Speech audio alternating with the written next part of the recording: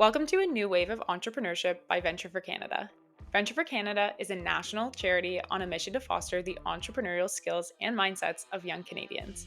Our vision is a Canada where young people can equitably realize their entrepreneurial potential to help build one of the most prosperous entrepreneurial ecosystems in the world. Hello, everybody. Welcome back to Venture for Canada's A New Wave of Entrepreneurship. With me today, I'm so excited to have Angie, Tran, and Bernard Law. They are co-founders of this incredible company called Kind Laundry. Welcome to our podcast, guys. Thank you for having us. Thank you. So this is a pretty amazing company. They started out in the basement of their house in 2020. And now they are getting all the attention. They have been featured in Fast Company, Oprah Daily, Chatelaine, Better Homes and Gardens, Motherly, Life and Style, Globe and Mail, First Time Parent, Bay Street Bull, and on and on. They were awarded Best Eco-Friendly Laundry Detergent by Better Homes and Gardens, and they launched in Whole Foods Canada this year. And close to my heart, they are deeply driven by their values. They keep sustainability at the center of every single step of their business operations. Their mission is to eliminate over 1 billion jugs polluting our beautiful planet each year. And they also, every single thing that touches their product, including their product, is non-toxic and sustainable.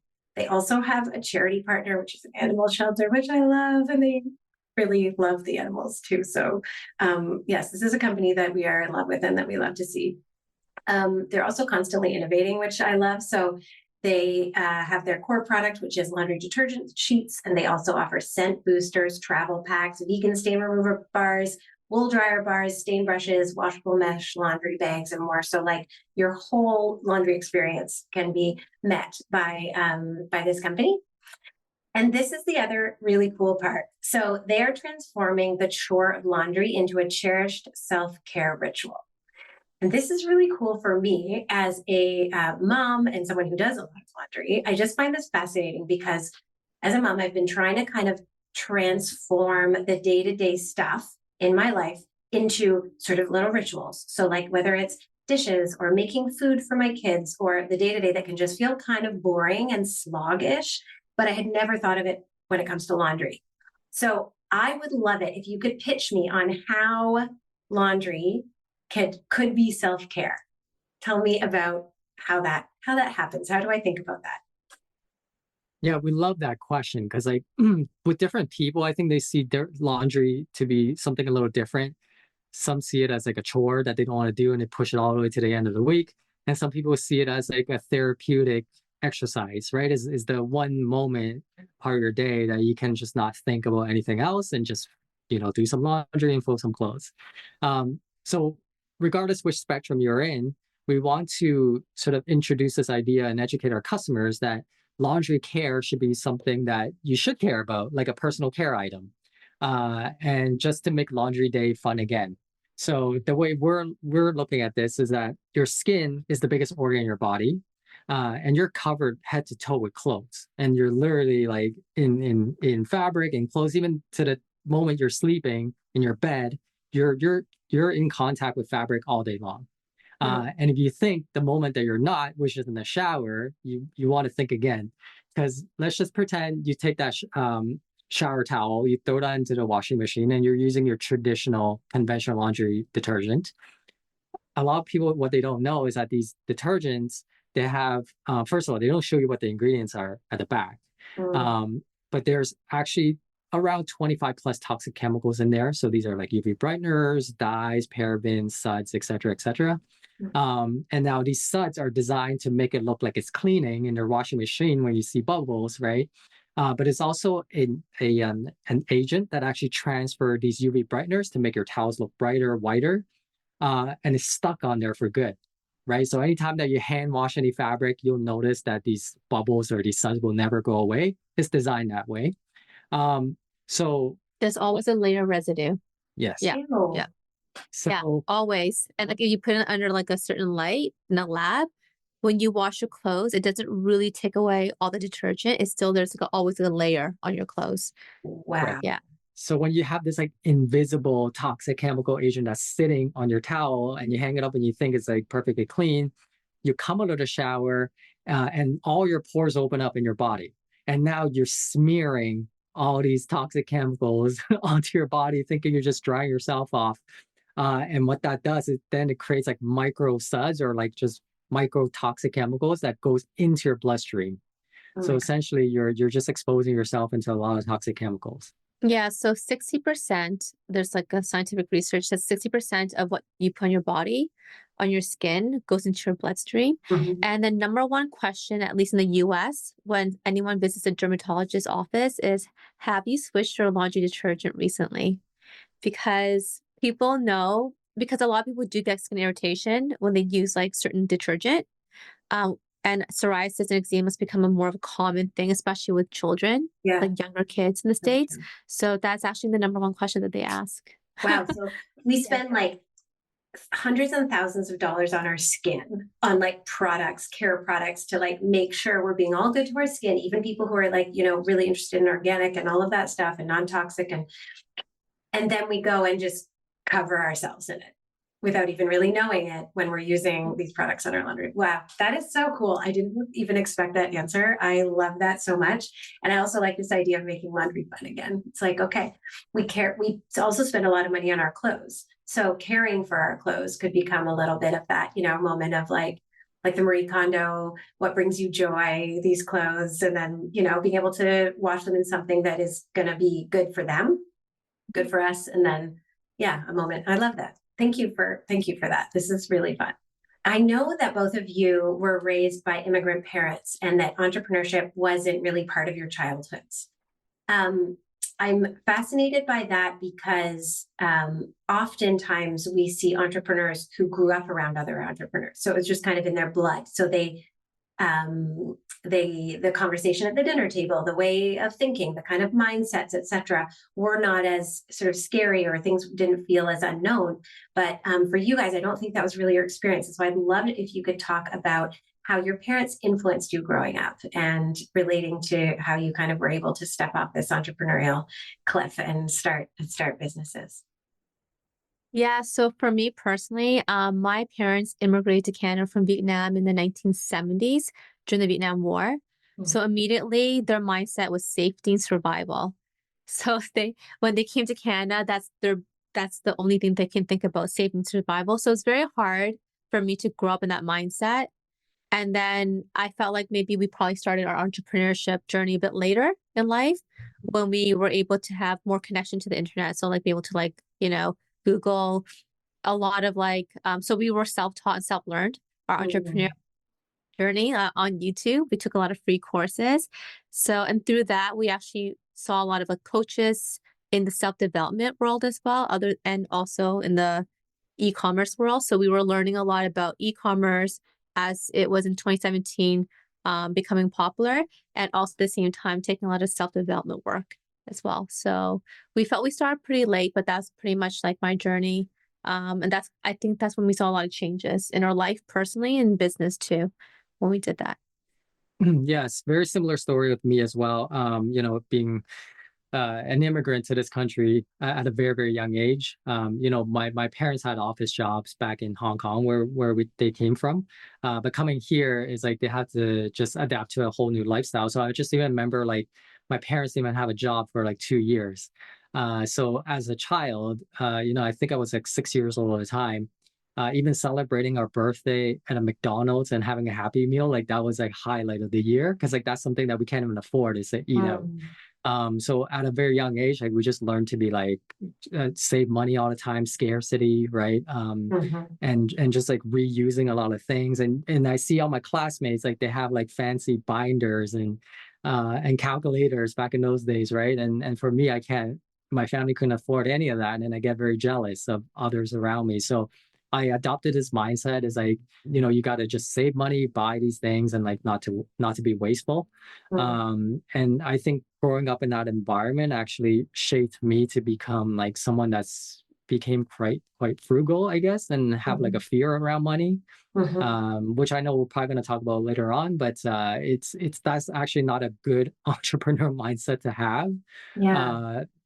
And especially because we didn't have any role models around us to look up to, and seeing how successful people think and how they act, and how to carry themselves on a day-to-day basis. And instead, like, we kind of both grew up in this scarcity mindset, which made it extra tough. Yeah. Yeah, that's so relatable. I grew up without a lot of money either, and very similar. In the 80s, I wanted a Teddy Ruxpin, which was like this talking bear. And I remember wanting it so badly in grade 3, and I didn't get it for Christmas. And then just feeling kind of having to learn to push down kind of desires that I had, because I knew I probably wasn't going to get them. And so I had to relearn how to want things. I actually created for my kids this poster on the wall downstairs called Wall of Desire, because I realized I was creating that same, even though we have the resources that my parents didn't have, I was creating that same almost mentality in them of like wanting things is bad, just buy what we need. And I didn't want them to grow up with that.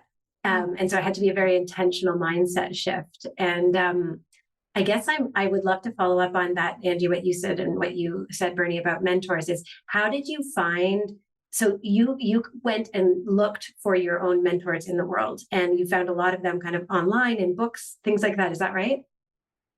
Yeah, so we don't have like a specific like mentor, like where we like a person that we regularly call, which we'd love to. We're still in the search for that. But I do think one of the best forms of mentorship for me specifically, because I love reading, is through books. Because especially like the older books, like Think and Grow Rich, like the classics, Think and Grow Rich, How to Influence Friends, just yeah, to me, I learned so much, and I reread them over and over again because there's so many gems in there. Specifically now I'm reading the 5 a.m. Club. It's not just about waking up at 5, but thinking about like how world-class performers, whether it's an artist or an athlete, performs. And I think it's like so fascinating. So he talks about specifically like, and this is a form of mentorship to me, is like waking up early is so important because how you set your day is going to set your morning is going to set the rest of your day.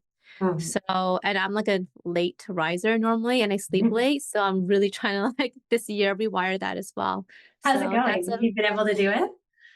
oh yeah, and I love it. Really? So yeah, I just roll out of bed, go straight to working out. I realize that's how I feel focused. Yeah. And I had a roommate. I was at a mastermind a couple months ago, and my roommate was this like 60-year-old woman, retired, but she was like a high profile executive in Miami at like a entertainment company.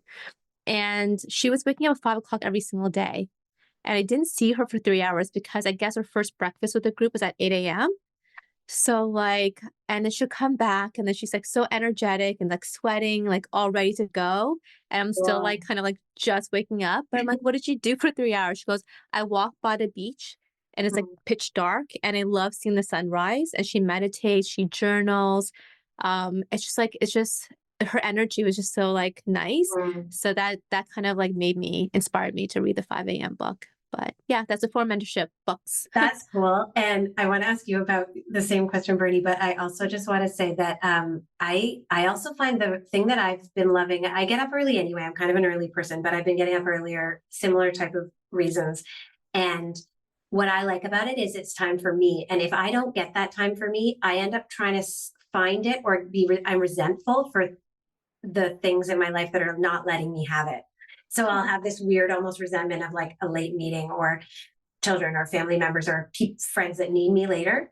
And if I have that time in the morning that was mine, I tend to have that less. And so I think that's another cool benefit of it. Yeah. Do you have any tips of waking up early? Well, I have to go to bed early. Yes. So I have to in my ideal world, I get into bed. This doesn't work. My partner works away for a month at a time. So when he's away, I can do whatever I want. When he's home, he wants time with me in the evening after, like we're done everything else. So then it's harder. But I like to go into my bed around 10:30, even sometimes earlier, and then be like sleeping at like 10:30, 11. And then I find it easy, but I don't get up at 5. I like to get up around 6.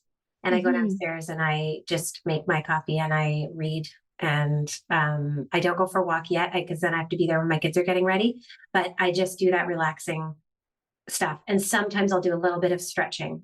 And it just feels really nice. It's just quiet. There's nobody awake. Yeah. World's still sleeping, it feels like. Yes, exactly. Yeah. How about you, Bernie? Do you have any go-to books or courses or things that helped you change your mindset? Oh, there's just so many, but yeah, I can't pinpoint on one that Mm, particular got me to where I am today. I think it's a combination of like so many things. mm. That can range from like spiritual books like The Power of Now by Eckhart Tolle, Oh, yeah.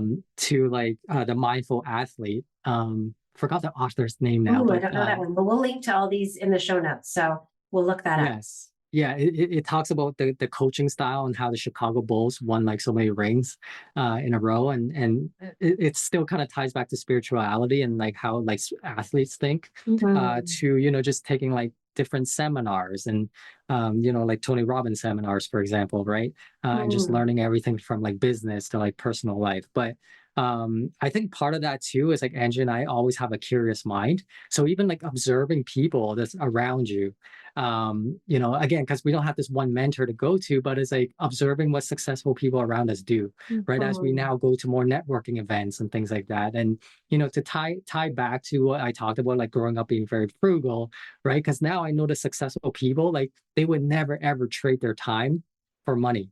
Mhm. Right. So, down to the little things like, I was still hand washing all my like dishes at home, like from a few years ago. But now we just throw everything in the dishwasher because like we're like, hey, that's gonna take us like another hour just to do all these dishes. Instead, just put it on the dishwasher so that we can either get back to work or do something more Or quick mowing for the lawn. ourselves or mowing the lawn. Yeah.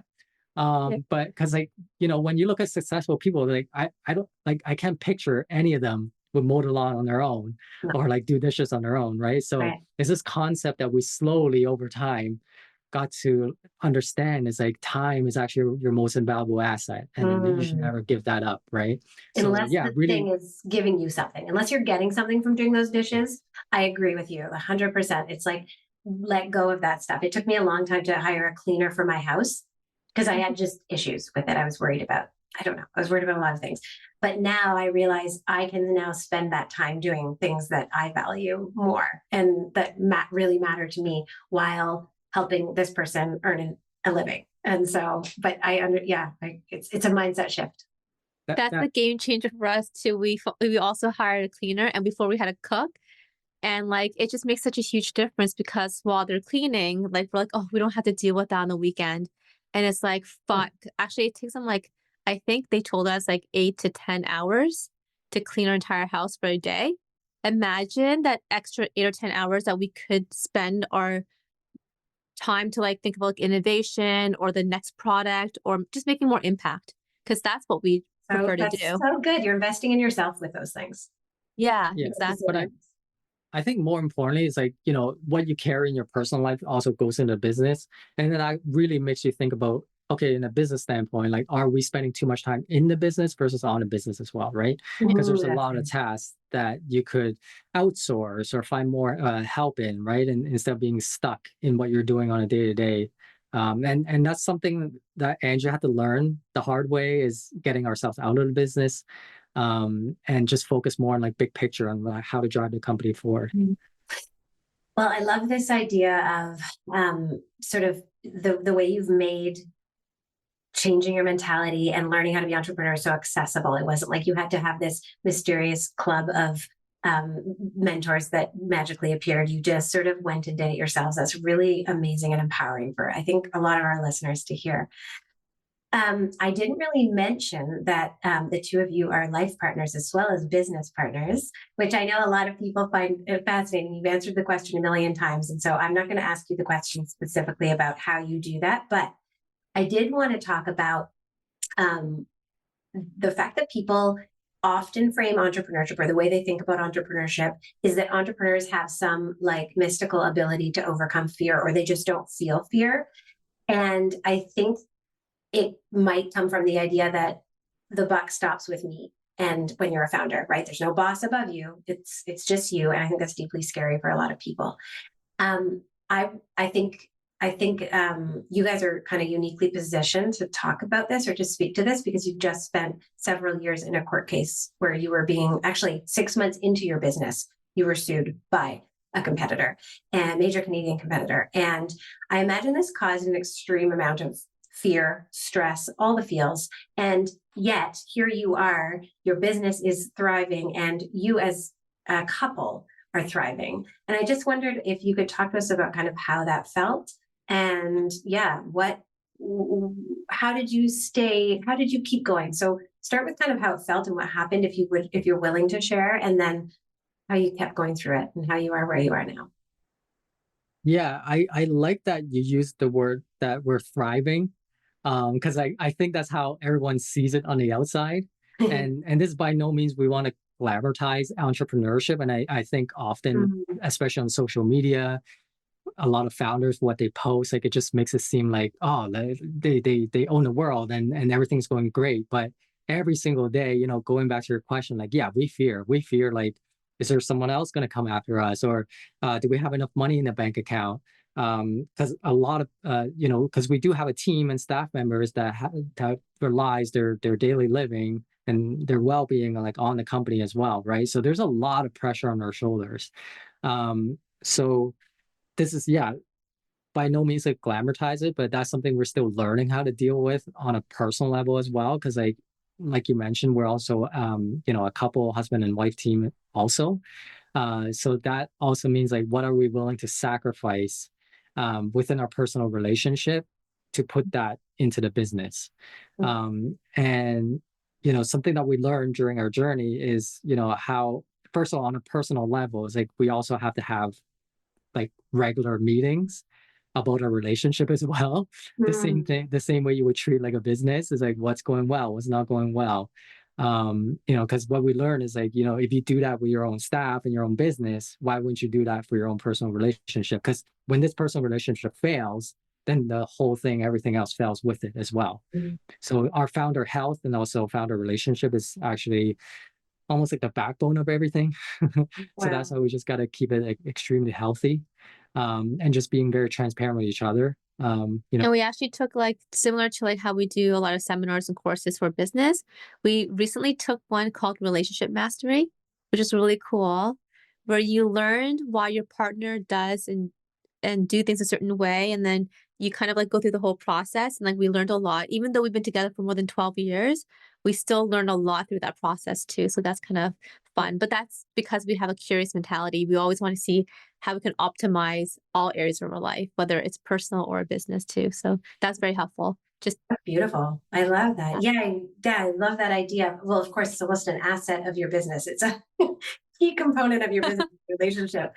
Um, and so do you think it was helpful during this process? Like when you first found out that you were being sued by this company, what went through your mind? Like, did you think was there ever a moment where you felt like I just want to walk away from this? I don't think we can do this anymore. I'm gonna be honest, for me personally, it was the hardest time of my life. Like mentally, emotionally, spiritually, physically, everything.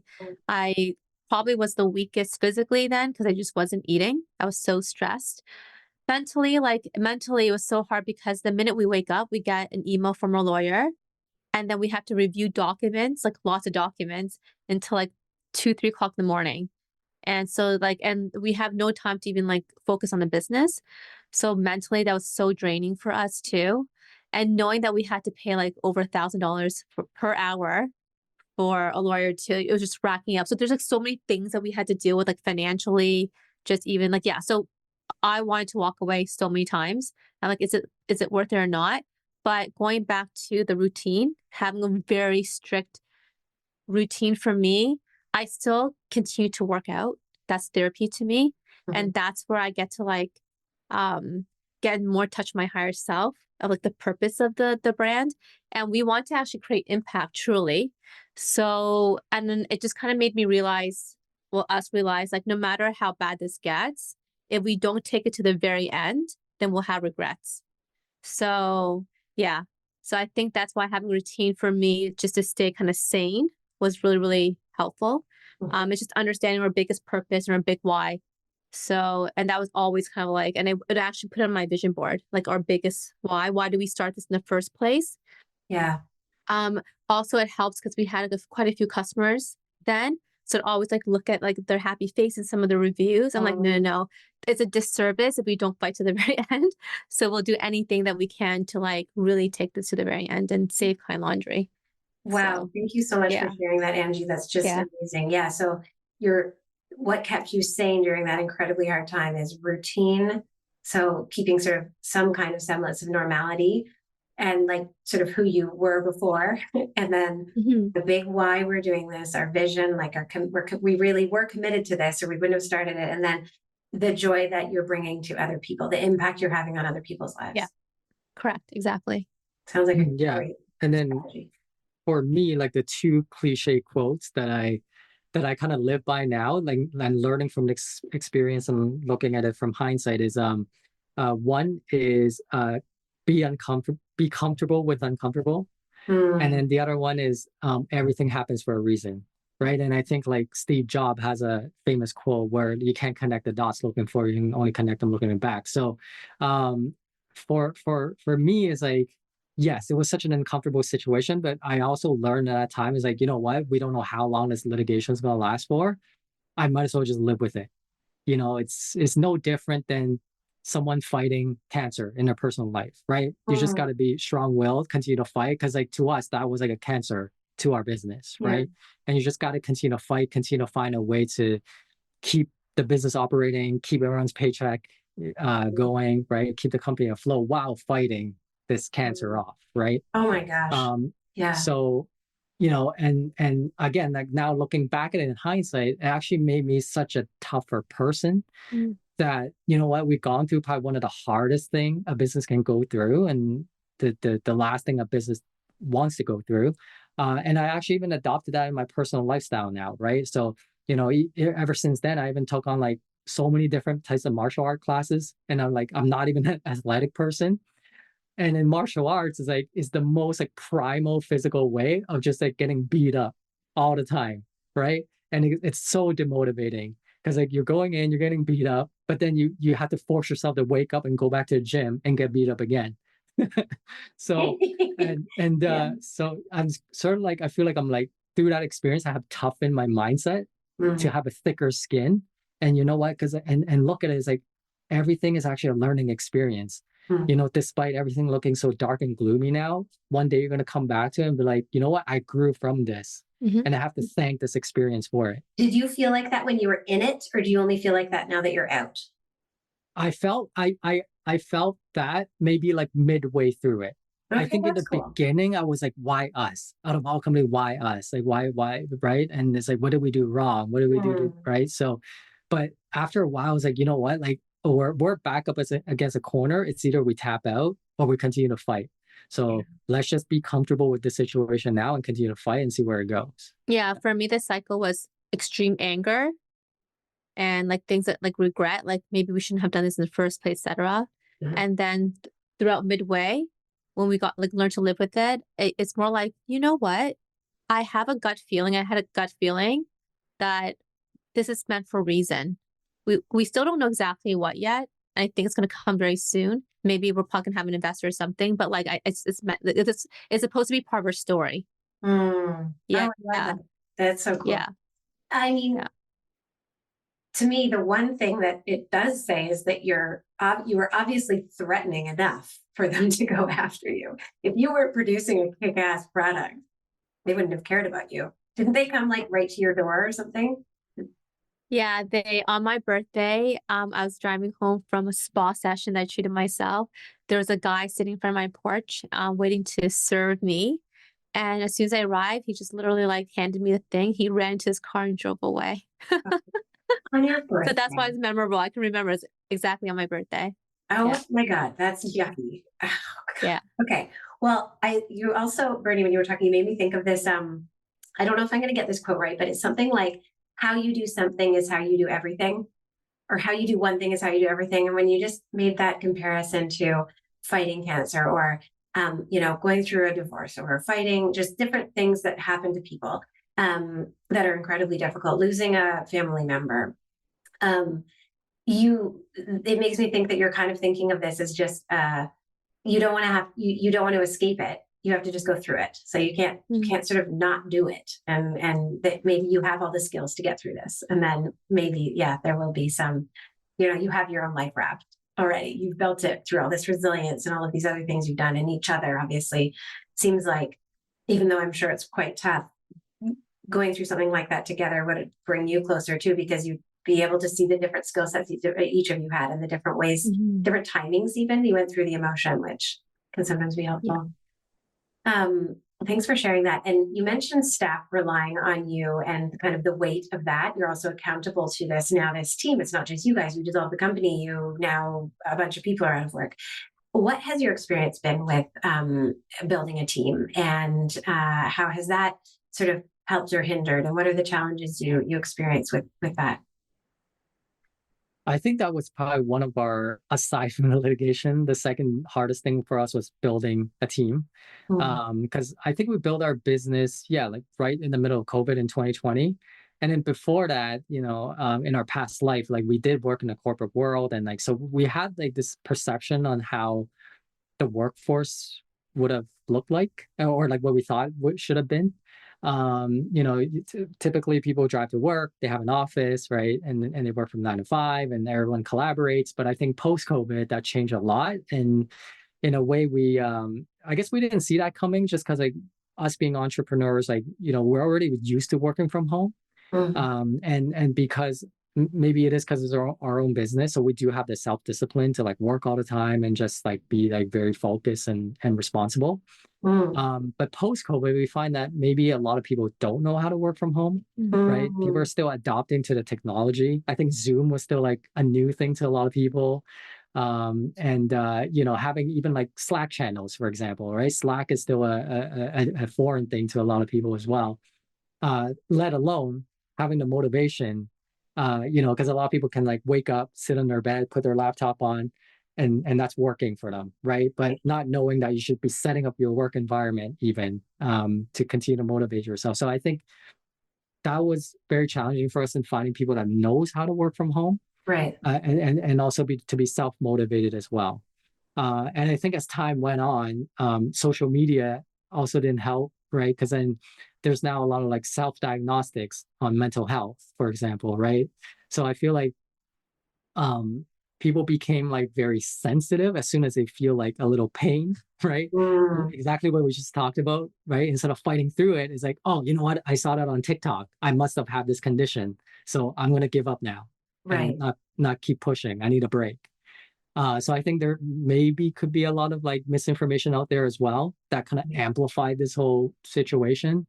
So yeah, I think our challenge was just to find people that are like, again, like self-motivated, dedicated to a company and like, willing to work. Yeah. Yeah. It's like you're having to train them, not just in your company and what you need them to do, but you're having to train them how to be workers, how to be employees in general. So that sounds like you're hiring people out of university or students, maybe even like interns. Did you hire interns?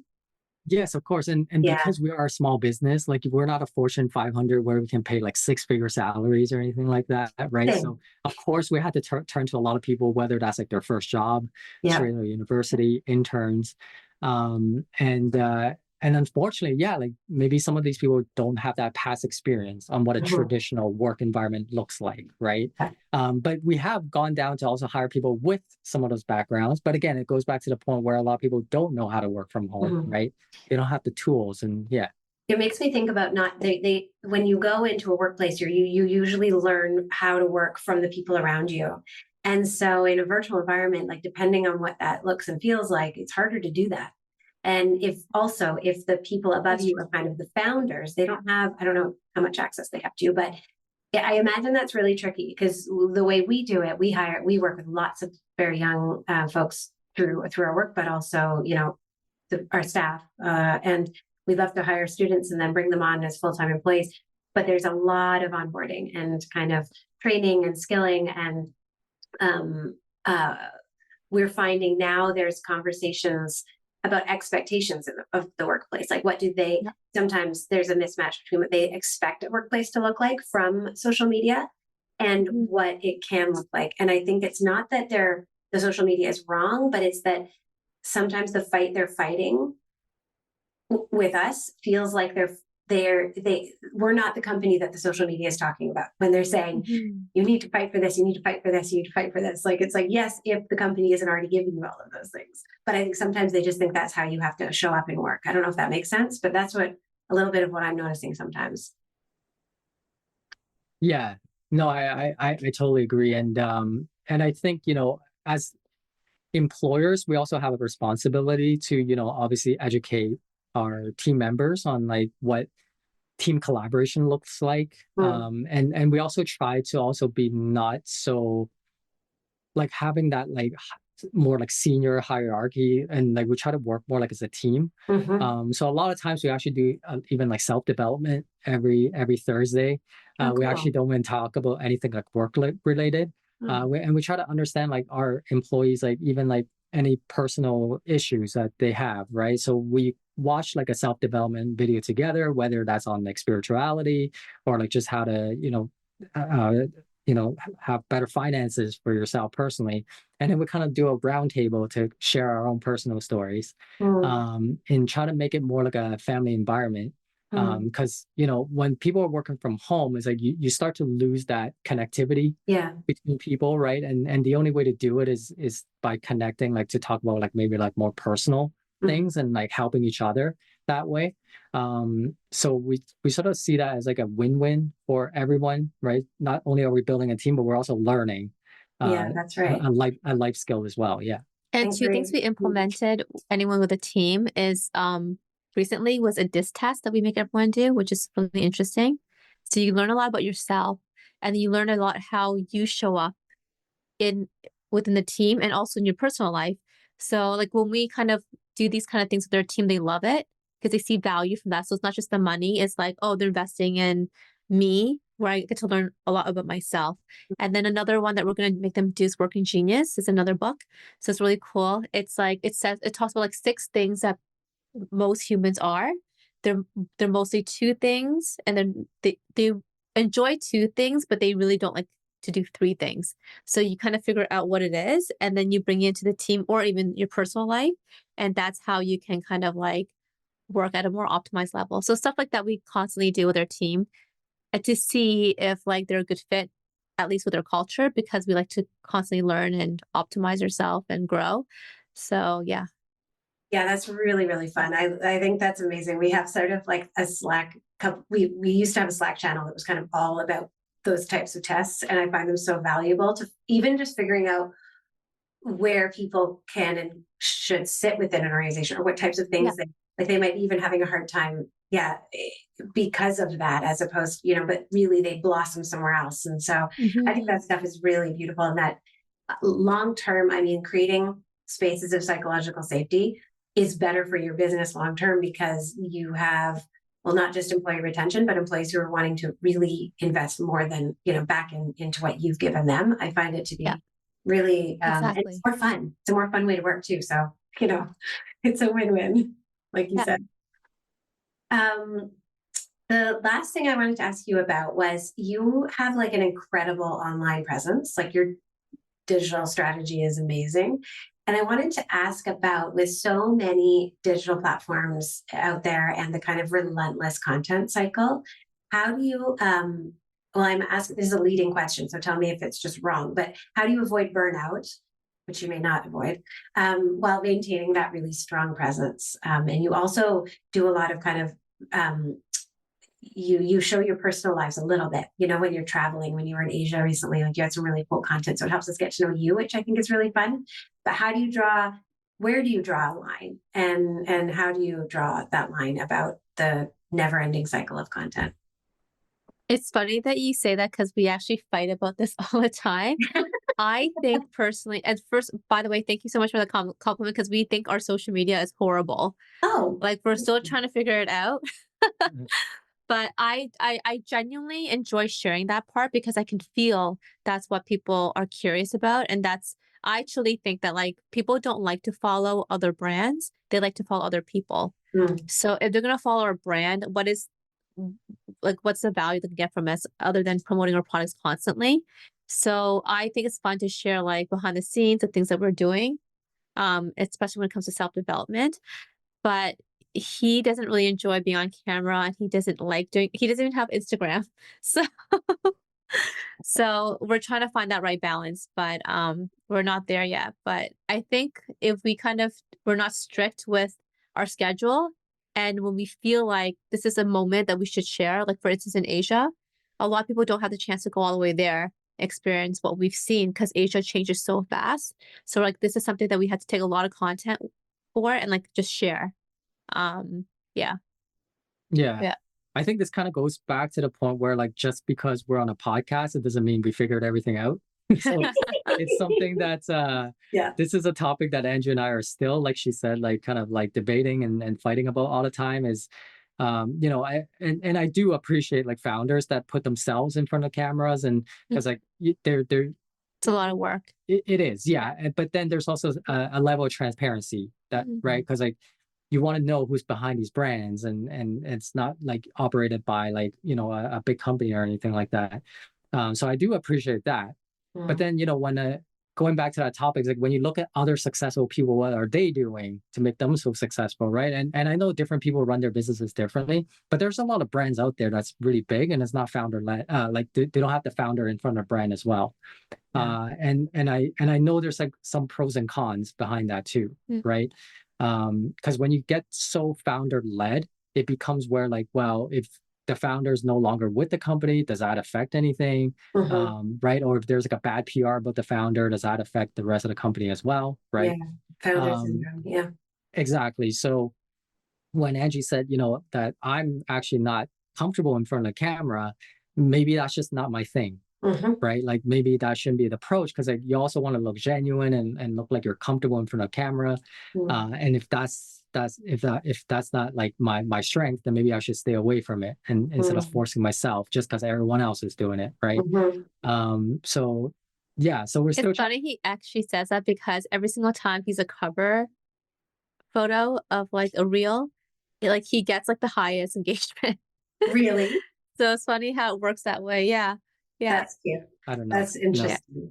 People like it when people are are not as good because people don't like that polished thing anymore, right? Like that's the older millennial kind of stuff of like everything's perfectly polished, everything's perfectly curated, and the younger generation especially doesn't like that anymore. And so maybe that's why. Maybe unfortunately the secret sauce of the new strategy. But no, I get that. And I get this idea of, I don't know, some people, I was hearing someone talk about it recently of the sort of split experience of experience something in yourself and then experiencing it through how is this going to make a good post, and then it almost splits you in half in that moment. And I was listening to some writers talk about it, about having to decide to really have some boundaries. So deciding like which parts of their lives are sacred enough and that they just want to experience it. It could just be a walk in the woods, but whatever it is, it's like, this is off limits because I don't want to be thinking partially about other people and our clients and our audience. I want to just be thinking about this. And I thought that was a neat way to put it. I never sort of thought of it like that before, but it's relatable to me because I think anyone with a social media, anything knows how that feels. So yeah, we get it. Yeah. But I think, you know, it's inevitable that everything's going online. Everything's digital now, right? And I think for us, like we always just got to pay attention to what's the latest trend. Because even now, as of the recording of this, right? Like who knows what's going to happen with TikTok, right? And I know so many influencers or businesses, they build their entire livelihood around TikTok and you just never know what's going to happen to it, right? So it's kind of like just like knowing what's happening and, you know, try it out, adapt to everything. And because now even AI, right? That's something that we're also trying to see how much more we can adopt into our business practices. So it's that constant learning and being curious. That's how we approach sort of like this online world. Yeah. Yeah, that's the fun part about this. Your journey is that there's just a constant evolution, and there's challenges, but there's challenges in every workplace. You know, there's grind in every workplace in a lot of places, but this one is based on what you care about, what you want to do, and you're the decision makers. So it's just really inspiring. It has been really beautiful to talk to you both today. Thank you so much for coming and sharing with our audiences and sharing your personal stories about what it really feels like doing what you do. And we wish you all the best. And I want to stay in close touch. And I am now going to be a proud owner of your product. So I am very excited to get them in the mail and try them out. Thank you so much for your support. Thank Thanks you. a lot. Yeah. Okay, bye guys. Thank you so much. Thank you. Bye. Bye. Thanks for listening to this episode of A New Wave of Entrepreneurship. Stay connected with us via our socials and through our email list. And be sure to subscribe to us in your favorite podcast app so you don't miss our next episode. Have feedback on today's episode? Let us know directly in the app. Thanks again for listening and for joining the new wave of entrepreneurs. Till next time.